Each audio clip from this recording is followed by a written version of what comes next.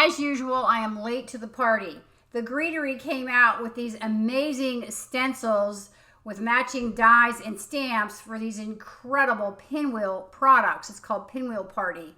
And when I went to order it, it was completely sold out and I had to wait a little while before they came in.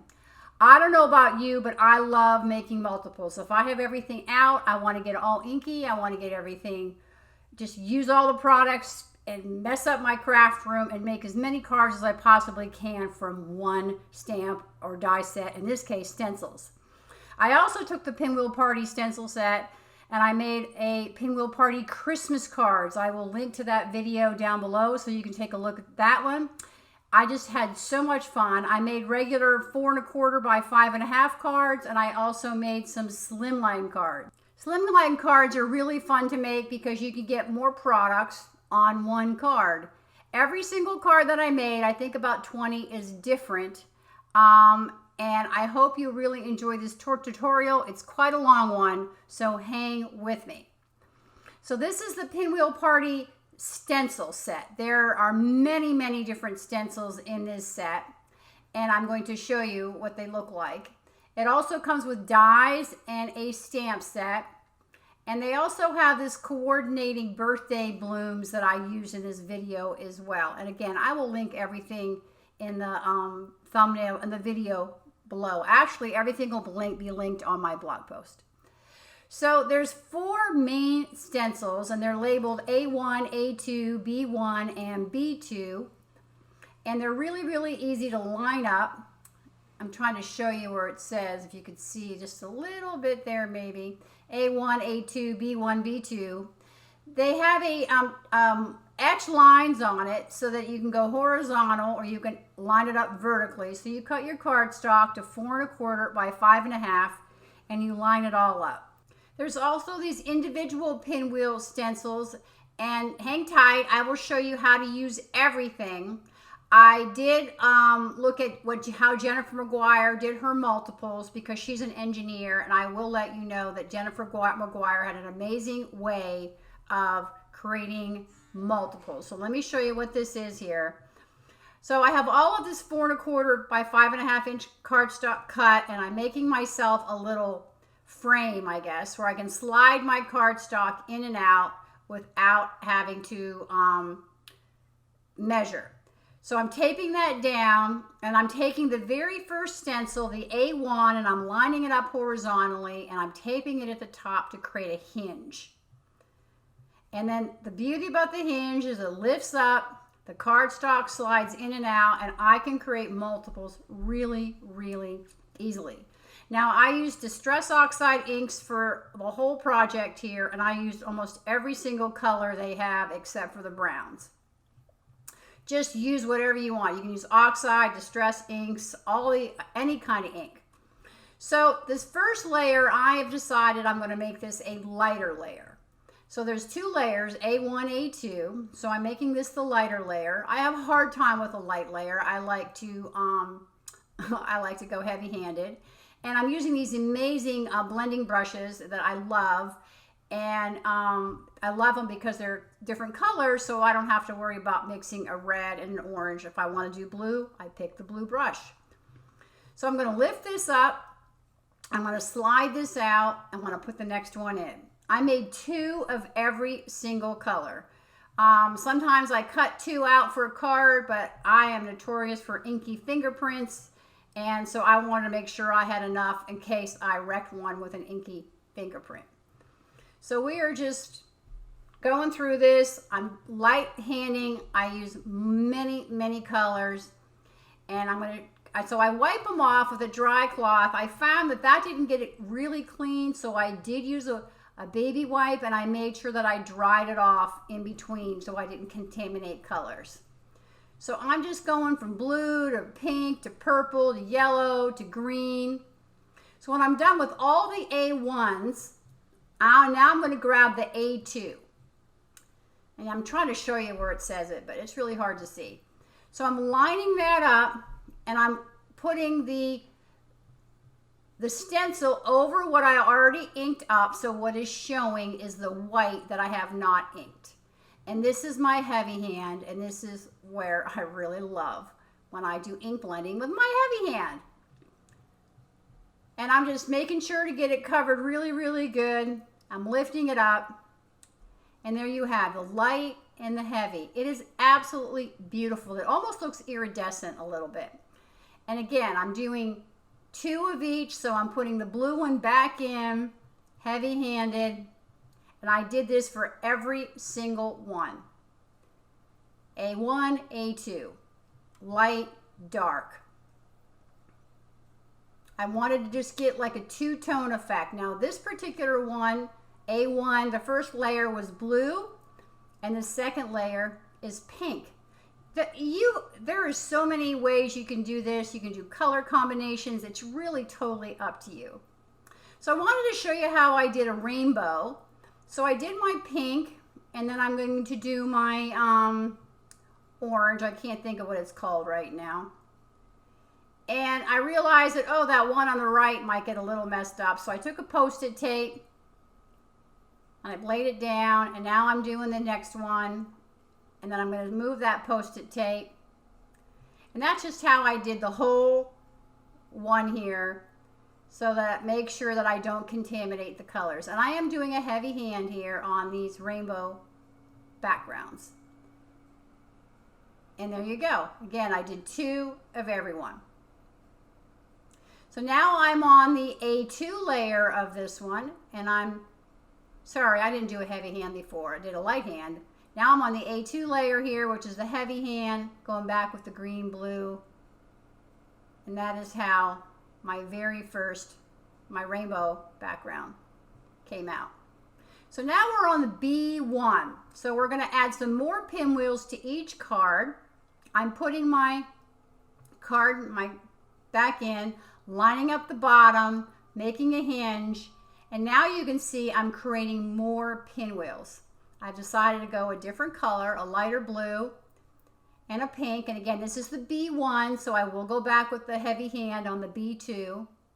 This is when I realized, oh, a baby wipe is much easier to clean it all off, no cross-contamination of color, drying it all off to make sure that it's all nice and clean.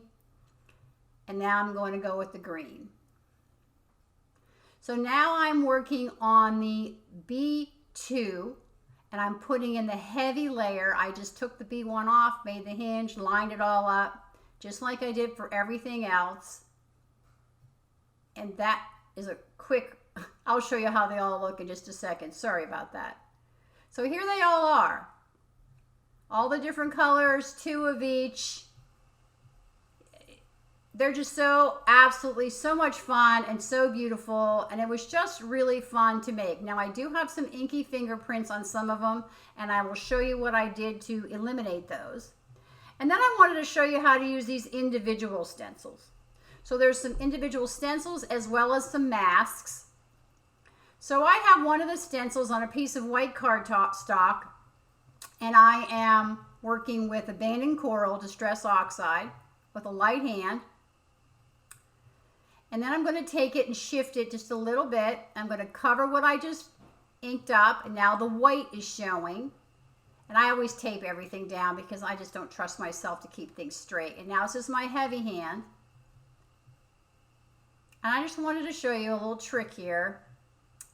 And there it is. And I have these amazing dies that I can cut this pinwheel out with. But it's a solid die. And I also realized that I have this is a Tim Holtz splat box, and I have something called pixie spray, and I'm spraying the back of these with this pixie spray, which gives it a temporary tackiness, so when I'm stenciling, I don't have to worry about them lifting up. So I put the pixie spray on the back of all the stencils, and here I realize that, oh, I want to cut this out, but I can't see it. How do I line it up? So let me show you a little trick here. You take your die and you cut out a negative space, which is cut out the die, and you keep the negative space, which is on the left. And I'm going to take that negative space, can't even talk, and I'm going to put that over the pinwheel that I just stenciled. Tape it down. Again, I have to tape everything. Now I'm going to pop that die into place. It's like a puzzle. It fits right in there. And I'm going to run the whole thing through my die cut machine. and it comes out absolutely amazing. And there you go. So I'm going to save that negative space and keep it with the die set so I don't have to make another one, and just take any kind of pokey tool that you have and poke out the little holes. And I have a little bowl here, and I've made a lot of different pinwheels. But as I was laying this all out, I was trying to figure out, well, how do I line it up and how do I keep it from not moving so that I can stencil them? So I went back to Jennifer McGuire, and she created these little masks, and she taped them all down. She made hinges, and let me show you what I'm doing. I'm putting a piece of purple tape behind each one, and then I'm going to put a little bit of embossing bag on it so it's not quite as sticky. And then I'm going to put in my pinwheel die cuts that I already die cut, and I'm going to line them up, and I'm going to make sure that I am lining up what's one on top of the other. So you can see I'm lining them up, I'm creating a hinge, and I taped it down. So I'm doing all three the same color. It's just easier to do it that way. This is my light hand. And after the fact, I realized that all I had to do was turn it a quarter turn and do my heavy hand, but I didn't think about it at the time. But I want you to know I fell in love with the color and the white. So later on you will see I made a bunch of those because I fell in love with them. But what I could have just turned it was a quarter turn and made all the heavy-handed, and that way I didn't have to go back and clean the stencils twice. But that's okay, it's all good. So I just made as many as I could. I took almost all the Distress Oxide colors, and I made a pinwheel for each particular color. And after I was done with the light hand, I went back and did the heavy hand. What I did was I just moved the stencil a little bit and made sure that it was hinged properly. And here I am just doing a couple of more. I just wanted to show you how I'm doing them all. This is, I moved my stencil. Now this is my heavy hand. You can see because the white's showing through. And I want to let you know it was really, really a lot of fun. All the bright, vibrant colors and the chance to make a whole bunch of birthday cards all at one time was very intriguing to me. And this is a very ingenious product. I love stenciling. I love coloring, but it gets to be so tedious. You can't make a bunch of cards in a couple of hours. So here are all the pinwheels that I made of the multicolor ones. And then I will show you all the ones that I made of the color and white one. However you want to, you know, the pink and white, blue and white, purple and white. I just love them. I get really excited when I have all of those different die cuts and all those different colors. So this is another thing you can do with the stencils that you're given is you can overlap them and use the masks that are included with the stencil set. So this has pixie spray on the back, so it's sticking down really good. It's not moving. And I did my light layer, and now I'm doing my heavy layer. Just shifted the stencil around just a little bit. And then I'm going to grab the matching mask that goes with this, and I'm going to tape it on top of this particular pinwheel. And then I'm going to grab my second stencil, and I'm going to put it on top, tape it down, do my light layer, and then I'll untape it and I'll turn it a quarter turn, or not even a quarter turn, just a little tiny bit, and I'll do my heavy layer. And then I'll pop that off, and then I'll put the mask on top of this second pinwheel. Need some more purple tape. My light layer. And then I'll turn it and I'll do my heavy layer. And then this is what I love about masking, because the miracle of masking is it looks like I layered those all up. And it's really cool that how you can do as many as you want. You can do any pattern that you want. Here's another one. I'm just doing a little quick for you, and I wanted to show you that I had a little boo-boo in here and how I fixed my boo-boo. Did the exact same thing. Light layer, heavy layer, mask it off. Sorry about the hair. It's spiky, so it gets in the way. And then if you notice that piece of purple tape on the bottom right, When I pull it off, I'm like, oh, darn, look at that. Messed it up. Well, you'd never know. The beauty about these masks and the way these line up is I just did my light layer, my heavy layer, and you would never know that there was a mistake. I just wanted to show that to you, how you can fix mistakes. Most mistakes in card making can be fixed. Now, I realized that my camera was not working. This is the Greetery Birthday Blooms stamp and die set. What I did was I kept them intact and I cut out one big sheet of everything.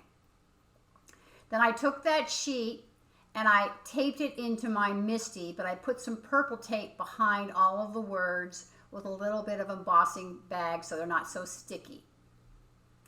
And then what I did was I took each individual stamp, I put the dies in that I cut out. I cut a bunch of dies, I cut out a whole bunch of these, and I put all of the words back in the stamp set.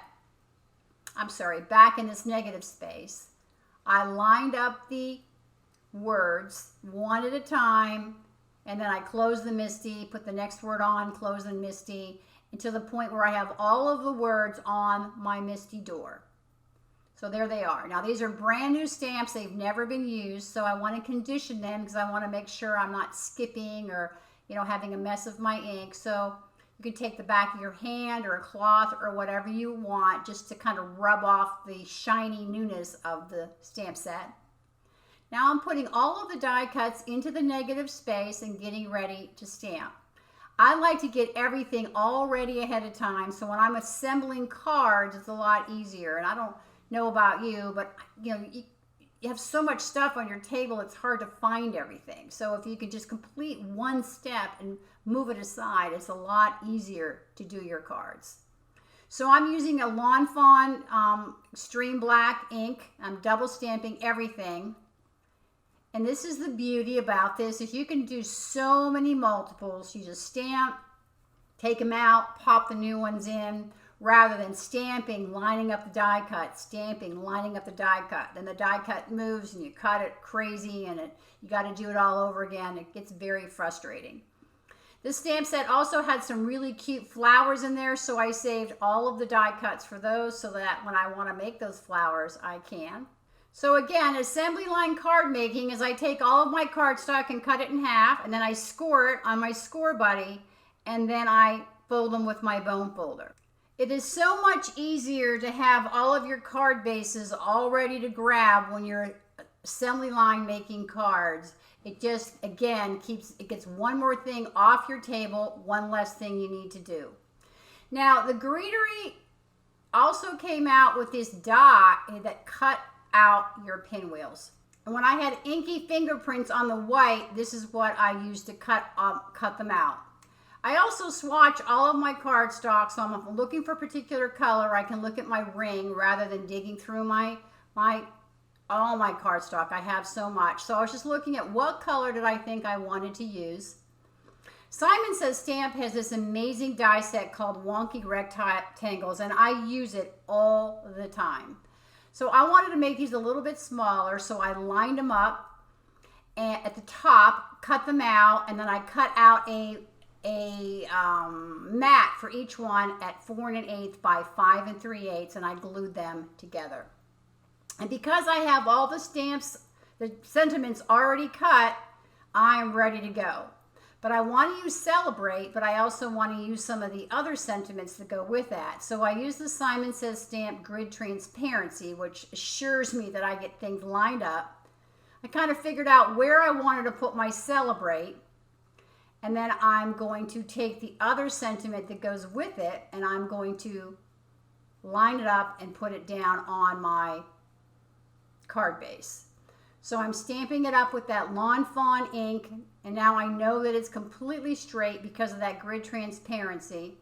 And I double stamp it, and of course it's out of frame, but I'll show you in just a second. And it says, "It's your day, celebrate." I cut out little pieces of foam tape to put behind my die cut words. I didn't really know what else to use. I could have cut a bunch of die cuts and glued them together. I really didn't feel like doing that. But the nice thing about this little strips of tape, this 3M foam tape, is when you take the backing off, it actually bends. So I love the fact that I can bend it around my die cuts, and it worked out really well. So there's the very first card that I made, and again, I made about 20. So I'm going to adhere that now to the card base just to get it finished and out of the way. And I use liquid glue for almost everything. Number one, it's very, very sturdy and sticks. But two, you have a little bit of wiggle room when you put it down, so you're not like, oh my gosh, it's a little crooked and now you can't fix it. I like to put something heavy on top of my cards as they're drying. This particular one, I made blue ink on this one. I did the exact same ink as that I did with the pinwheels. I thought it would be fun to have a different color. You can use any color ink that you want to use on your sentiment. It doesn't have to be black. I think it came out really nicely. Now this one, I'm cutting out, I have a bunch of scrap paper, so I cut out a bunch of scraps of the same die that cut out the pinwheels, and I'm layering them on top of each other. And I have 2 scraps, and then I have the pinwheel on top. And I'm just going to glue all that up, and then I'm going to cut off the excess with my, well, I use scissors, but I found that my Tim Holtz guillotine trimmer was much, much better. I could have used 3M tape, but I thought this was much better, it was much sturdier. And the scissors did not cut as even as I would like them to have cut. So again, all the other ones I use my Tim Holtz guillotine trimmer. It's really easy to use. You can go through multiple layers, and my whole table is going to shake when I'm pushing on it because my camera's on my table. But it lines up really nicely. It's got a sharp, sharp blade. You have to give it a couple of hard taps. Goes right through all that really thick Nina 110-pound cardstock really nicely. So I have one at the top, and I glued one at the bottom. Just kind of laying them out, seeing what they are. You can see I use scrap cardstock for all of this. So I'm lining them up, standing them up. I'm peeling. I want both those long ends on top just for some symmetry. And then I'm going to figure out what sentiment do I want to put on that one. And then I wanted to put a little black frame around it. So the honeybee has these amazing thin frames. This is the A2 thin frames.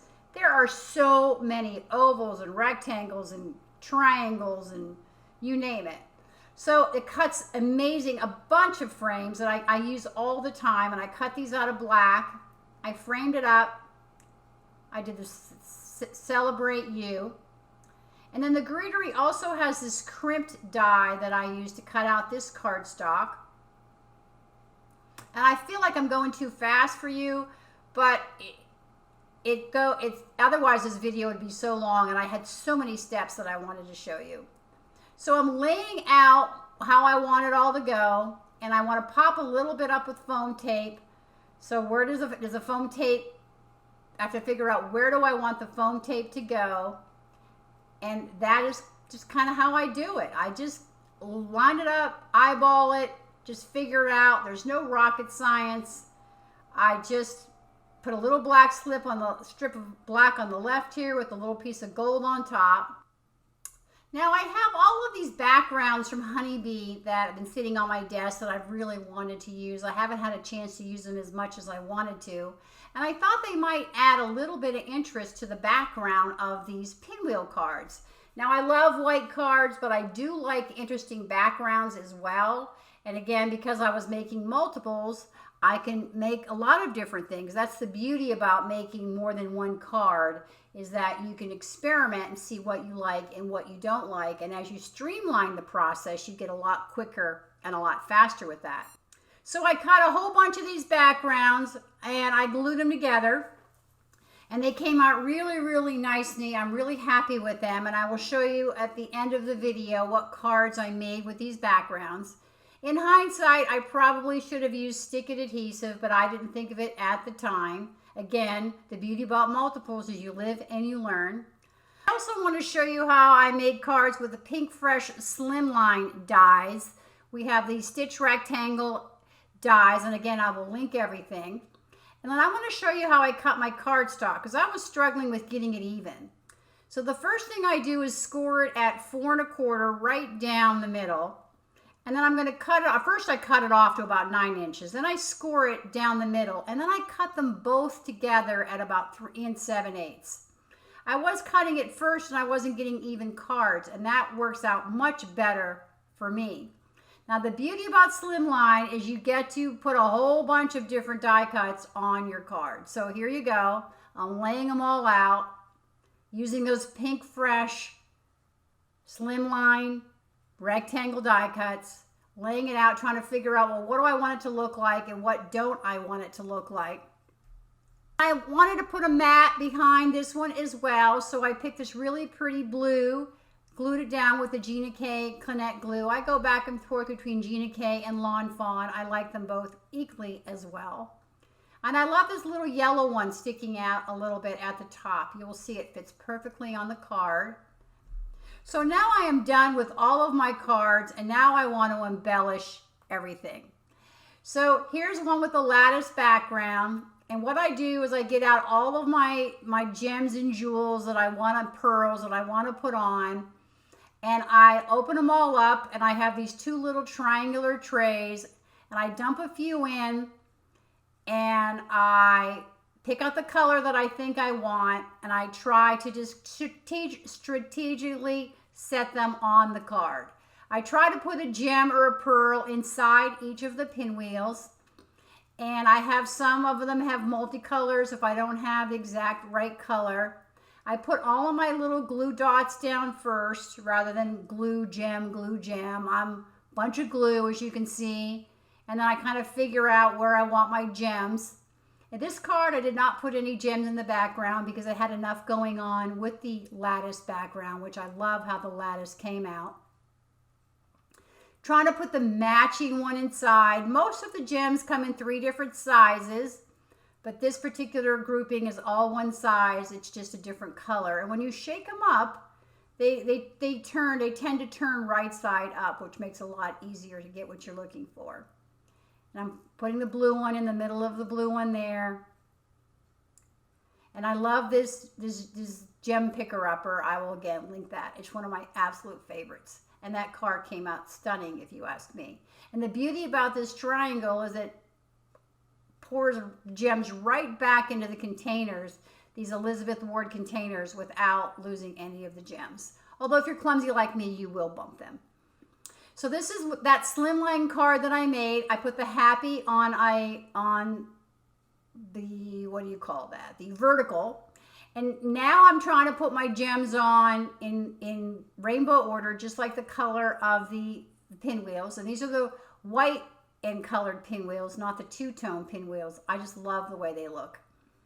And this is the same way. I'm putting all of my glue down first, grabbing my different colors, putting them down, figuring out what colors I want. There's really no rhyme or reason to this. It's really whatever you like. You like less, you put on less. You like more, you put on more.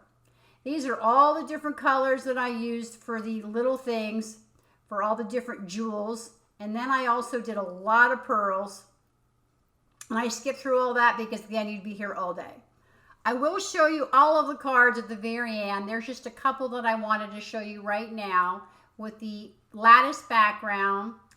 And the one on the right are the ones I cut out individually. The one on the left are the ones that were part of that A1, A2, B1, B2. Every envelope I used this Simon Says stamp, Good Mail Day stamp set. Every single card got an envelope with a stamp on the envelope, depending on what I felt like doing at the time. And then I wanted to show you something that I did here. I took some of the circles and inked them up and put some of the Nuvo crystal drops on those to make centers for inside the cards. And in this one, I did the same thing, only I put some glossy accents in there. So if you don't have any jewels, you don't need any. You can use your own thing. So here's the cards that I made. Here's all of them. They're all a little bit different. Some are horizontal. This one has that hatch die set from the Greetery. This is the lattice background. This is the floral cover plate. This is the lattice.